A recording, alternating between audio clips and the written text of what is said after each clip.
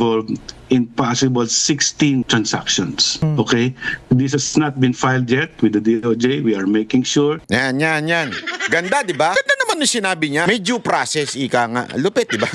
Ay, di, totoo naman. Sabi nga sa ating bayan, kailangan ng due process sa mga kakampi. Alam mo, ito wala namang kasalanan tong undersecretary na ito. Wala naman siyang kasalanan kasi may boss naman siya. Diba? Sumusunod lang siya sa utos at definitely sumusunod siya sa nag-appoint sa kanya. Pero alam naman natin, hindi naman kaila sa Pilipinas na ang due process na sinasabi nitong mga to ay lagi lamang doon sa kaalyado. Pero pagkakalaban, mula kay Pangulong Duterte, nung kay Bantag, kay Tebes, kay Pastor Kibuloy, walang due process na naganap. Talagang sabi nga nila, you cannot break the law but you can bend it. Totoo, yan ang kanilang prinsipyo.